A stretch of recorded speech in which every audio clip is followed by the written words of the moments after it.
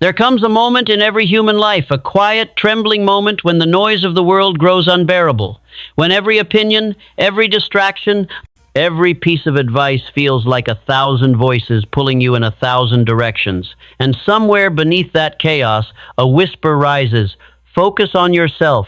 That whisper is not arrogance. It is not selfishness. It is a call from the soul, a call to return to the workshop of your own mind, where all greatness is first built, brick by invisible brick. You see, every man and woman who ever changed the course of history began by closing the door to the world, if only for a time, and entering into the silence of their own vision. Andrew Carnegie did not become a titan of industry by chasing applause. He sought mastery. Thomas Edison did not invent the light bulb by waiting for someone to hand him brilliance. He locked himself in a laboratory of failures until light emerged from darkness. Henry Ford, ridiculed by the world for believing he could build a car for the common man, simply said, "Whether you think you can or you think you can't, you're right." The truth is, the world will never invest in you until you invest in yourself first. You cannot pour from an empty cup, and yet millions wake up every morning attempting to give energy, love, or ambition they do not possess. They chase validation like beggars asking for coins of approval. But success, true, lasting success, comes only to those who have learned the sacred art of inner construction. Your mind, my friend, is your workshop. It is the factory of your destiny. Within it lie the raw materials of every dream you will ever build: thought, faith, desire, imagination, and persistence. These are your tools, and your task is to sharpen them daily. If you allow the opinions of others to dull their edges, if you surrender your energy to distraction, you will spend your life building monuments to other people's visions. You will die with your potential still locked within you.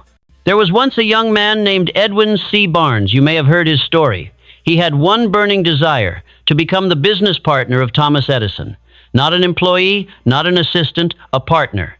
The world laughed. He had no money, no education, no credentials. But he had a decision, a single, unshakable decision.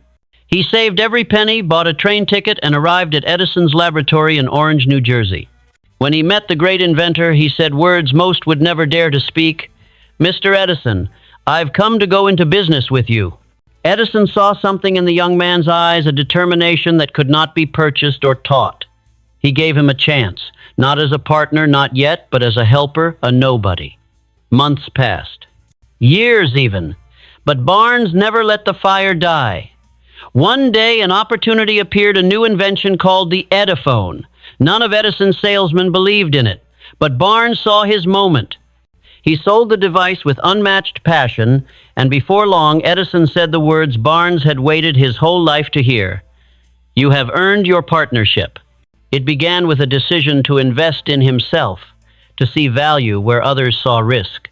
That is the power of focus. That is the power of self-investment. You cannot lead the orchestra of your destiny while tuning yourself to the noise of every critic in the crowd. You must decide, not casually, not someday, but now, this very day, that your life is worthy of your full attention. When a farmer plants a seed, he does not dig it up every morning to see if it has grown. He waters it, he nurtures it, he gives it sunlight and patience. So it is with your dreams. Focus is your sunlight, discipline is your water, faith is your soil, doubt is the shovel that will dig up your seed before it ever has the chance to sprout. Do not let it happen. You were born to create, to think, to rise, not to scroll endlessly through the lives of others, envying their highlight reels while neglecting your own story. Every minute you spend comparing yourself to another is a minute stolen from the masterpiece you were meant to build. When I sat across from Andrew Carnegie so many years ago, he said something that shook me to my core. "Mr. Hill, the world belongs to those who can organize their thoughts into plans and their plans into action." He wasn't talking about luck. He wasn't talking about chance. He was talking about the definite major purpose, the cornerstone of all achievement. To focus and invest in yourself means to define your purpose so clearly that it becomes impossible to drift. It means asking, what am I building and why? Then aligning every thought, every habit, every hour with that purpose. You cannot hit a target you cannot see. You cannot master a life you have not envisioned. Most people wander through their years like ships without a compass, their sails filled with the winds of other people's expectations. But those who find their North Star, their purpose, command the seas. Clarity is power. When Rockefeller built his empire, he did not see himself as a man of oil, but as a man of organization. He studied systems, efficiency, structure. He was not chasing money, he was building a vision. When Walt Disney looked at a swamp in Florida, others saw mosquitoes and mud. He saw a kingdom. That is what it means to invest in yourself, to see what others cannot yet see, to believe what others cannot yet believe. And yet, belief alone is not enough. Belief must harden into discipline. Vision without discipline is a dream. Vision with discipline becomes destiny. When you wake before dawn and the world is still asleep, that is when your future is negotiated. Not in the comfort of convenience, but in the silence of commitment. Each morning you rise with purpose, you are sculpting your future in the dark, long before the applause comes. I once wrote, "Whatever the mind can conceive and believe, it can achieve." But here is the part most people forget. The distance between conception and achievement is paved with sacrifice. To focus on yourself means to give up what no longer serves your higher calling, the wasted time, the toxic voices, the endless distractions. Sacrifice is not loss. It is an investment in your future self. Theodore Roosevelt knew this when he said, "Do what you can with what you have where you are." That's not merely a quote, it's a philosophy of movement. Start now. Start small. Start scared. But start. Because every second you delay your focus, someone else is mastering theirs. Every hour you hesitate, another is refining, building, sharpening. And one day you will either wake up surrounded by the results of your discipline or haunted by the ghosts of your potential. So I ask you now, where are you placing your attention? Is it on the temporary or the timeless? On distraction or on destiny? The greatest wealth you can ever build is the wealth of the self. A mind disciplined, a purpose defined, a faith unbreakable. Because once you have mastered that, the world itself bends to your command. The world will tempt you with comfort, and comfort will whisper lies into your ear. It will tell you that you deserve rest before you have earned it. It will tell you that your dreams can wait until things calm down. But let me tell you something. Eternal nothing great was ever born in comfort. Comfort is a thief dressed in silk. It steals your potential softly, without struggle, without noise, until one morning you wake up and realize that years have passed and your fire has turned to ash. Every giant who walked this earth, Lincoln, Edison, Ford, Carnegie, Roosevelt, they all made a sacred pact with discomfort. They learned that the soil of growth is fertilized by struggle. That is why the man who seeks ease is rarely the man who achieves greatness. You see, your greatest investment will never be money. It will be the pain you endure willingly for the sake of becoming who you were meant to be. Every challenge you face is a tuition fee paid to the University of Life. And those who embrace the lessons instead of running from them graduate into strength, clarity, and wisdom. When Thomas Edison's laboratory burned to the ground in 1914, destroying years of work, most would have collapsed in despair. Edison simply said, "Thank God all our mistakes were burned up. Now we can start again." That is not a man reacting to loss. That is a man trained to see opportunity in ashes. When you focus on yourself, you develop that same reflex. You stop asking, "Why did this happen to me?" and begin asking, "What is this teaching me?" That shift, that single subtle shift, is the difference between a victim and a visionary. Because the man who learns from every setback cannot be stopped. Life will bend to his persistence. It has to. When I interviewed Henry Ford, I asked him what kept him going through ridicule and resistance.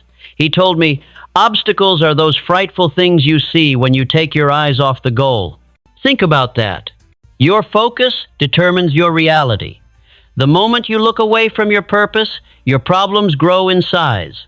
But the moment you fix your mind on your vision, the problems shrink back into the dust from which they came. That is why the greatest investment you can make is not in gold nor in stocks, but in mental discipline. The trained mind sees beyond appearances. The trained mind transforms pain into power. Discipline is the currency of achievement. It is what separates the wishful from the wealthy, the dreamers from the doers, the ordinary from the extraordinary. Andrew Carnegie once said to me, "There are two kinds of people in the world, those who make things happen and those who watch things happen. The first group is small, disciplined, relentless. The second is vast, distracted, and waiting for a miracle that never arrives. And yet, discipline is not punishment. It is freedom. It frees you from chaos, from doubt, from dependence on external validation. It is the quiet declaration that says, 'I will master myself before I attempt to master the world.'" Most people crave motivation, but the wise crave structure. Because motivation is fickle, it burns hot and fades fast. But structure builds empires. You must become the architect of your days, not the tenant of your impulses. Wake up early, not because the world demands it, but because your destiny deserves it. Plan your hours not to imprison your creativity, but to direct it like a laser beam. Feed your mind with powerful ideas, not gossip, not noise, but knowledge that expands your capacity to think, to create, to rise. The mind, when trained with discipline, becomes an unstoppable force. But discipline without belief is slavery. Belief without discipline is fantasy. Together they forge the unstoppable individual. That is why belief is the next great investment. Faith not the blind kind, but the active, burning conviction that what you seek already belongs to you in the unseen realm. Faith transforms vision into reality because it eliminates the greatest obstacle of all, doubt. Doubt is the assassin of destiny. It has slain more dreams than failure ever could. When you believe with unshakable conviction, your mind begins to align the invisible forces of the universe in your favor. That is not mysticism, it is psychology, it is physics, it is life itself responding to the vibration of certainty. I have seen men of modest means rise to unimaginable heights simply because they refused to doubt their worth. Barnes believed he could stand beside Edison, and he did. Ford believed he could build a motor car for the masses, and he did. Rockefeller believed he could organize chaos, and he did. Each of them invested first in belief, then in effort. You must learn to see yourself not as you are, but as you are becoming. The world sees your present, but your mind must live in your potential. Every time you visualize your future, every time you feel gratitude for blessings not yet visible, you are shaping the mold of what will come. You are signaling to life itself that you are ready to receive. Gratitude, then, is not merely an emotion, it is a form of spiritual investment. When you are grateful, you are telling the universe, "I trust you."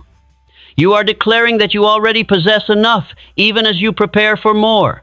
Gratitude keeps you focused on abundance, while complaint focuses you on lack. No man can grow while cursing his circumstances, but any man can rise who blesses the ground he stands on. There is the story of Luther Burbank, the great horticulturist who turned barren fields into gardens. He once said, "The greatest service which can be rendered to any country is to add a useful plant to its culture." But do you know what his secret was? He spoke to his plants. He blessed them. He believed in their potential to grow, even when they were just seeds in the soil. That is the same attitude you must have toward yourself. Speak life into your goals. Bless your progress. Believe that the seed of greatness within you will bloom, even if no one else can yet see it. For faith is the inner knowing that precedes the outer result. You cannot wait for proof before you believe. You must believe first, and the proof will follow. The weak demand evidence before they act. The strong act before the evidence appears. That is why the weak remain spectators, and the strong become creators. And here lies the paradox of life. The moment you stop seeking validation, you begin to attract respect. The moment you stop chasing opportunity, you begin to magnetize it, because focus is magnetic. Energy flows where attention goes. You are not here to chase success. You are here to become the kind of person success cannot ignore. And that transformation, that alchemy of mind and spirit begins the day you decide to focus on yourself without apology. Not to inflate your ego, but to refine your essence. Not to isolate from the world, but to prepare to serve it at your highest capacity. The better you become, the greater your ability to give. The more you master yourself, the more value you can offer. That is the eternal equation of success. Be first, then do, then have. The world reverses it. The world says, once I have more, I'll do more. Once I do more, I'll be more. But the wise invert the formula. They understand that the seed of all achievement begins with being with the inner work no one sees. Because when your being is right, your doing becomes effortless. And when your doing aligns with purpose, your having becomes inevitable. There is a hidden law of life that few ever master. You do not attract what you want, you attract what you are. Your current results, your relationships, your opportunities, they are mirrors reflecting your internal state. If the reflection displeases you, the answer is not to curse the mirror, but to change the image. That image is formed by your thoughts, habits, emotions, and energy. And the moment you decide to refine them, your entire world begins to rearrange itself in response. When a man begins to think like a king, his surroundings conspire to build him a kingdom. When a woman begins to see herself as worthy, the world begins to treat her as such. This is not fantasy. It is the same principle that guided every self-made titan of history. Carnegie started with nothing but a hunger to learn. Rockefeller began as a bookkeeper earning pennies. Ford was an apprentice machinist working 12-hour shifts. But all of them shared a rare mindset. They lived as if they already possessed the power they sought. They walked in faith, not by sight. They thought in terms of abundance while surrounded by lack. They believed in their future more than they feared their present, and that mindset is the true foundation of greatness. Your external reality will always lag behind your internal development. The seed is planted long before the harvest appears. So if you wish to change your life, begin by changing your thoughts, then your habits, then your circle, then your environment. Each layer of improvement compounds. Each investment multiplies. You may not see progress daily, but progress is not always visible. Growth often hides beneath the surface until one day suddenly it bursts into view, and the world calls you an overnight success. But you will know the truth. You will know the nights of solitude, the silent prayers, the sacrifices unseen. Every champion was once a student of their own weaknesses. And that is why humility is the secret ally of focus. The moment you believe you have arrived, you stop learning. And when you stop learning, you begin dying not physically, but spiritually. Life rewards the student, not the spectator. Walt Disney said, "Everyone needs deadlines. Even a dreamer needs structure." He understood that creativity without commitment is chaos. You must marry your imagination to responsibility, your passion to process, your vision to structure. Greatness demands this union of spirit and system. When I wrote Think and Grow Rich, I did not write a book about money. I wrote a book about mind mastery. Wealth, power, influence, they are byproducts of a disciplined mind and a directed spirit. Focus on yourself means becoming the custodian of your own energy. Ask yourself daily, what am I feeding my mind? What am I tolerating that weakens my spirit? What am I postponing that my destiny demands I do now?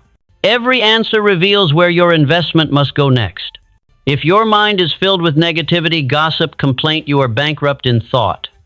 If your habits are inconsistent, reactionary, undisciplined, you are bankrupt in effort.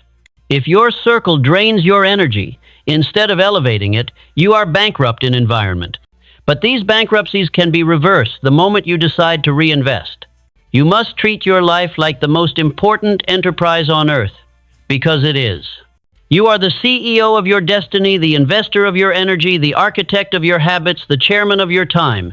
Every decision is either a deposit or a withdrawal from the account of your potential. So spend wisely. Spend your mornings on growth, not distraction. Spend your evenings on reflection, not regret. Spend your energy on vision, not validation.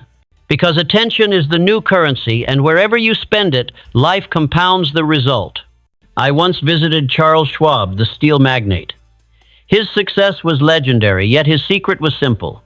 He said, "The man who does not know how to plan each day will forever be a slave to those who do." That truth burns brighter now than ever before.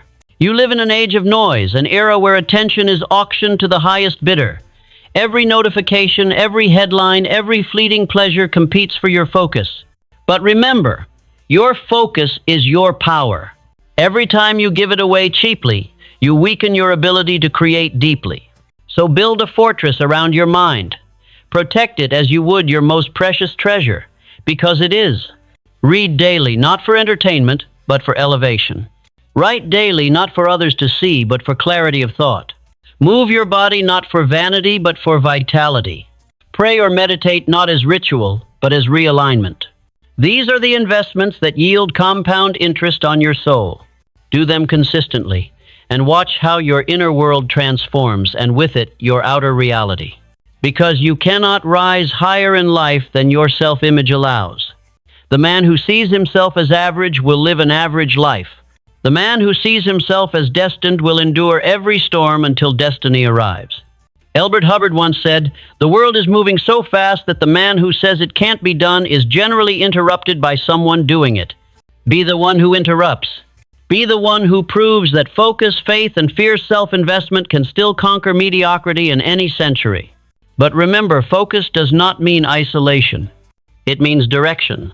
To focus on yourself does not mean to withdraw from others, but to strengthen yourself so you can serve at a higher level. A weak branch cannot bear fruit, but a rooted tree shades and feeds many. So as you rise, remain generous. As you grow, remain kind. As you accumulate wisdom, remain humble. Generosity is the proof of abundance. Kindness is the proof of inner peace. Humility is the proof of strength. Every great man I studied from Carnegie to Roosevelt understood this. Success is only half the journey. Significance is the other. To invest in yourself is not selfish, it is preparation for service. When you master your craft, you become valuable. When you master your character, you become trusted. When you master both, you become unforgettable. And that, my friend, is the ultimate wealth, not the accumulation of possessions, but the cultivation of presence. The presence that inspires others without a word. The presence that walks into a room and commands attention, not through force, but through frequency. That frequency is built in solitude. It is built in discipline. It is built when no one is watching, in the quiet hours of self-work that precede public recognition. That is where legends are born. So when life demands your patience, give it. When it tests your resolve, stand firm. When it delays your harvest, remember, the roots must grow deep before the tree grows tall. Every moment of frustration is a furnace refining your focus. Every delay is preparation for durability. The man who can remain faithful through obscurity will be unstoppable in opportunity. So do not curse the waiting. The waiting is sacred. It is the space where destiny shapes you into someone worthy of what you asked for. And when the time comes, when preparation meets divine timing, the world will call you lucky. But you will know, it wasn't luck. It was focus. It was faith. It was the long, quiet labor of self-investment. Every generation believes it faces harder times than the last. They point to uncertainty, to war, to technology, to noise, and they say, it's different now. But the truth is, the human battle has never changed. It has always been the battle between distraction and direction, between fear and faith, between the mind that drifts and the mind that decides. The battlefield is the same, only the weapons have changed. And the man who learns to master his attention in this age will wield the greatest power of all, the power of undivided focus in a divided world.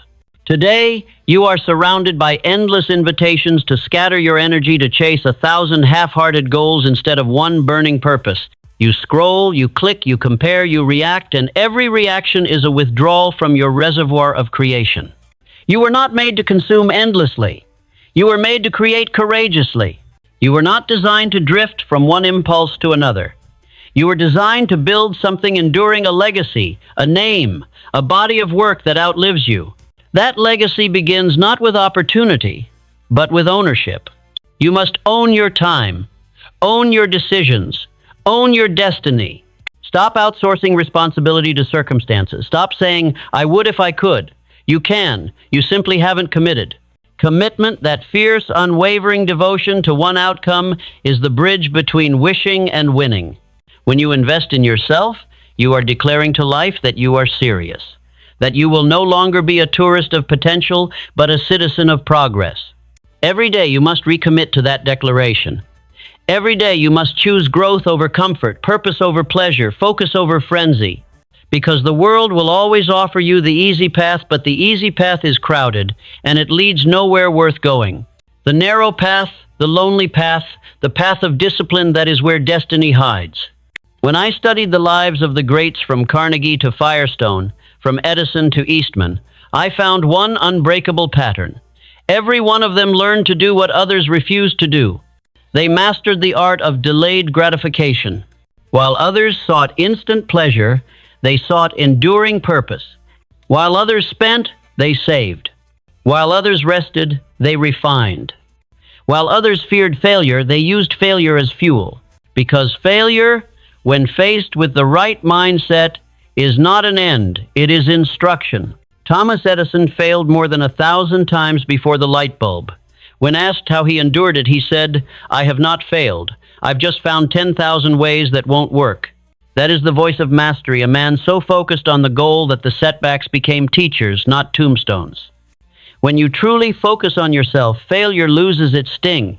You begin to see that every rejection refines your direction. Every obstacle reveals your next evolution. You no longer ask, "Why is this happening to me?" You ask, "What strength is this trying to build within me?" That single question transforms your suffering into strategy. Because pain in the hands of purpose becomes power. Rockefeller faced public outrage, political opposition, and financial chaos, yet he remained calm, methodical, unshaken. His secret? He trained his emotions like soldiers. He refused to let temporary turbulence dictate eternal decisions. He understood what few do. Emotional control is the highest form of self-investment. If you cannot master your reactions, you cannot master your results. Every time you lose your temper, every time you dwell in self-pity, you are burning your own empire from within. But every time you pause, breathe, and respond with clarity, you lay another brick in the fortress of your future. So build yourself in silence. Train your emotions. Direct your energy. Command your attention. Because the world does not reward the loud, it rewards the disciplined. And discipline is built through daily choices. When you wake each morning, you are presented with two futures, one shaped by your excuses, the other by your execution. The difference between the two is a single decision. Will you act despite how you feel? Because feelings are unreliable guides. They will seduce you into rest when you should rise, into doubt when you should dare. Action, deliberate, decisive, daily action is how you train your emotions to follow your vision. The body obeys consistency. The mind obeys clarity. Every morning that you push past resistance, you are reprogramming yourself for success. And soon, what was once difficult becomes natural. What once required discipline becomes identity. That is the transformation no one can give you. No one can fake. No one can steal. It is earned one act of self-mastery at a time. Theodore Roosevelt said, "In any moment of decision, the best thing you can do is the right thing, the next best thing is the wrong thing, and the worst thing you can do is nothing." And most people do nothing, not out of laziness, but out of fear. Fear of failure, fear of judgment, fear of rejection. But fear is not your enemy, it is your compass. Fear points toward the path of growth. Wherever you feel fear, there lies your next investment. Fear of speaking? Then your voice holds power. Fear of starting? Then your future hides behind that first step. Fear of being alone? Then your strength lies in solitude. When you move toward what frightens you, life opens. When you retreat from it, life shrinks. And so courage becomes your currency. Each act of courage compounds your confidence. Each victory, no matter how small, multiplies your belief. Until one day, you realize you no longer fear failure, you fear stagnation. That is when you have truly invested in yourself. That is when you stop running from the man you were and begin walking toward the man you are becoming. And from that place, your goals expand. Your impact widens. Your very presence begins to elevate others. Because the man who has mastered himself radiates calm in chaos. The woman who has built her confidence becomes a mirror that awakens others. You do not need to preach success when you embody it. Your life becomes the sermon. Your results become the evidence. And the world, sensing that frequency, begins to trust you, to follow you, to be inspired by you, not because you are perfect, but because you are authentic. Authenticity is the rarest form of wealth today. Be the one who does not chase trends, but stands for truth. Be the one who does not need to shout, because their silence carries weight. You become magnetic not by imitation, but by integrity. And integrity is simple. It means your actions align with your ambitions, your words align with your work, and your private life aligns with your public image. When you live like that, success is inevitable because you are no longer divided within yourself. The divided man is weak. The aligned man is unstoppable. So focus on becoming whole, not popular, not perfect, not praised, just whole. Because wholeness breeds power. And from that power, you will lead. You will create. You will inspire. Not for applause, but because that is who you have become. There comes a day quiet, unannounced, when the mirror no longer lies, when you look at yourself and see not what you were, but what you've become. The eyes are sharper, the voice steadier, the heart calmer, and the world, once chaotic and confusing, begins to make sense. Not because it changed, but because you did. That is the reward of focus. That is the dividend of self-investment. You begin to realize that the battles were not against the world at all. They were against your own doubt, your own distractions, your own disbelief. And once those enemies fall, there is no opponent left who can defeat you. The greatest conquest is not of land or market or fame. The greatest conquest is of self. When you win that war, you walk through life with quiet power, a presence that cannot be bought, taught, or faked. The truly powerful do not need to prove. They move. They act from vision, not reaction. They lead from purpose, not pride. They build because creation is their nature. That is what it means to focus on yourself, not to inflate the ego, but to awaken the spirit. The ego says, "Look at me." The spirit says, "Look within." The ego wants attention. The spirit wants alignment. And when alignment is achieved, when your thoughts, beliefs, actions, and purpose all march in one direction, your life becomes a force of nature. You begin to feel it, that current of purpose running through you. Mornings feel sacred. Work feels meaningful. Challenges feel like invitations. And gratitude flows effortlessly like breath. Because you understand now, everything was training. The rejection that humbled you, training. The failure that frustrated you, training. The heartbreak that broke you open, training. Each was chiseling away at the marble of mediocrity to reveal the masterpiece within. The sculptor knows that the beauty lies not in the block, but in what can be freed from it. So it is with you. The divine sculptor, call it God, fate, or the universe, has been shaping you all along, through pain and patience, through delay and discovery. And now, if you listen closely, you can hear it, the rhythm of your own becoming. It beats in the silence before dawn. It whispers when you want to quit. It echoes in every small victory that no one sees. And it says, keep going, because the man who invests in himself is never done. He does not reach a finish line. He becomes the line that others measure by. He does not retire from purpose. He evolves into deeper service. For what good is all the knowledge, all the wealth, all the achievement if it does not lift others? The highest return on self-investment is not comfort, it is contribution. Every great soul I ever studied discovered this truth. Carnegie spent his final years building libraries. Rockefeller turned his empire into a foundation. Ford built schools, hospitals, and research centers. They all knew wealth without wisdom is waste. And so will you. When you focus on yourself long enough, you become strong enough to focus on others. Not from emptiness, but from overflow. That is the ultimate transformation, when the work on the self becomes service to the world. Because the light you kindle within through discipline, vision, and faith becomes a beacon for others lost in the dark. Your story becomes a lantern for those still stumbling through their own uncertainty. Your scars become maps. Your wisdom becomes medicine. And one day, someone will look at you and say, because of you, I didn't give up. That not applause, not fame, not fortune is the true measure of a life well invested. But the moment you begin serving from fullness, something miraculous happens. Opportunities multiply. Doors open without knocking. The right people appear without chasing. Because service is the highest frequency of success. The man who gives without greed, who builds without boasting, who uplifts without agenda, that man becomes unstoppable. And as your influence grows, as your reach extends, Remember this truth. Never forget the soil that grew you. Stay humble enough to remember the struggle. Stay hungry enough to keep evolving. Stay grateful enough to never take the sunrise for granted.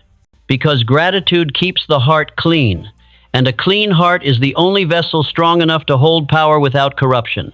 Theodore Roosevelt once said, "Far better it is to dare mighty things, to win glorious triumphs, even though checkered by failure, than to rank with those timid souls who neither enjoy much nor suffer much."